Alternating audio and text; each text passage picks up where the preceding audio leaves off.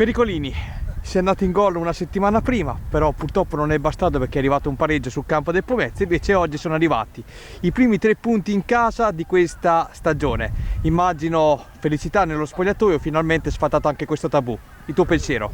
Sì, era importantissimo oggi vincere per il morale e l'abbiamo fatto, è andata bene e ora bisogna pensare al campo, ad allenarci soprattutto al massimo e subito alla prossima partita bisogna pensare.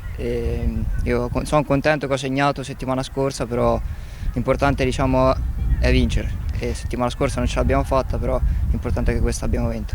Ecco, l'unica cosa, c'è stata sempre la sensazione, almeno a vedere la partita dalla tribuna, che voi prima sullo 0-0 potevate comunque sbloccarle, ci siete riusciti sul fine di primo tempo, nella ripresa avete gestito il risultato, poi negli ultimi minuti è subentrato un po' di paura, che dici? Beh sì, è vero, sicuramente nel primo tempo potevamo concretizzare di più, abbiamo fatto solo un gol ma ne potevamo fare di più, abbiamo gestito bene il possesso palla, abbiamo avuto diverse occasioni, mentre sì, il secondo tempo è subentrata un po' di magari paura verso la fine, infatti abbiamo sofferto più del dovuto e bisogna un po' lavorarci sopra e bisogna far sì che non accada più.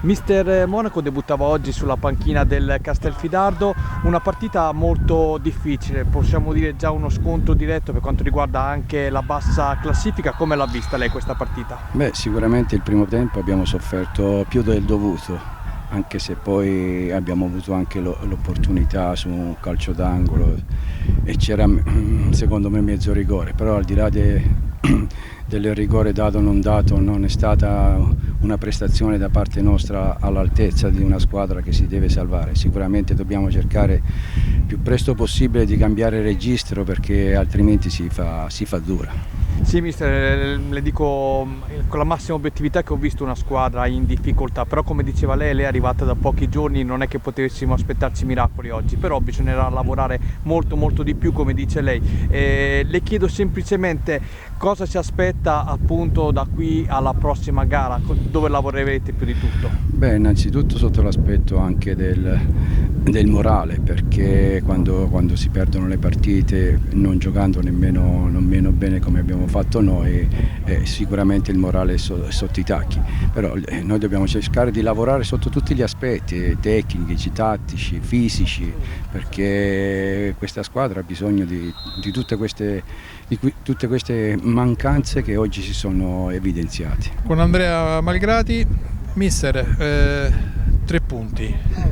Credo che servivano quelli, sono arrivati, al di là della prestazione era quello che serviva. Sì, nel discorso pre-gara l'ho detto ai ragazzi, oggi non mi interessava la prestazione, non mi interessava niente, mi interessava soltanto l'aspetto dei punti e ho detto che potevano arrivare in qualsiasi modo ma dovevamo portare a casa dei punti. Abbiamo fatto fatica per portarli a casa, però va analizzata bene la partita, non era facile perché comunque cambio di allenatore, giocatori nuovi, quindi affrontare queste situazioni noi che arrivavamo da un periodo un po' incerto, non era facile, quindi sono contento. La società si è fatta sentire come non mai in queste ultime 2 settimane, in 2 anni della gestione del presidente Montanari, per 2 volte consecutivamente si è presentato la squadra. Come vede questa presenza del presidente? No, fa molto piacere perché quando un presidente viene a vederti fa piacere sia allo staff che ai ragazzi, almeno vede anche lui quello che viviamo tutte le domeniche, tutti i giorni. È venuto anche settimana a trovarci e questo ci ha riempito di felicità. Speriamo che impegni permettendo, perché è una persona molto impegnata, riesca a darci sempre il suo supporto. Noi abbiamo provato in tutti i modi a renderlo felice e spero in parte di esserci riusciti. Con il presidente Emiliano Montanari una gradita sorpresa per il suo team, che gli ha regalato, anche se con una prestazione diciamo non eccellente, ma 3 punti che fanno ossigeno. Sì, hai fatto una sintesi corretta, 3 punti che danno positività, danno serenità, prestazioni certamente non eccellenti. 2 presenze improvvise del presidente, la prima domenica scorsa a Pomezia a cena con i ragazzi prima della partita, oggi si presenta ai cancelli del Calbi di Cattolica.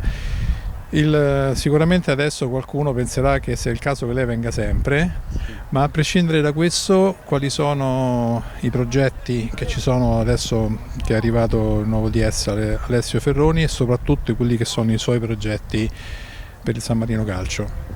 Beh, diciamo che la mia presenza, che questa è la prima volta che vengo in 3 stagioni sportive a vedere una partita casalinga del San Marino. Ritenevo che fosse opportuna la mia presenza, come quella di andare a fare a trovare i ragazzi in visita a Pomezia, per fargli capire che la società c'è, è presente, ci sarà sempre nei momenti di difficoltà o di stallo e nulla, adesso la società, la squadra è affidata al direttore sportivo Ferroni, che è persona di grande fiducia, che mi ha seguito tutte le mie precedenti esperienze sportive, sa quello che voglio, sa come fare, quindi buon lavoro e dai primi risultati già si può essere soddisfatti, del punteggio certamente, delle prestazioni ancora no. Presidente, se le dico Emon Center.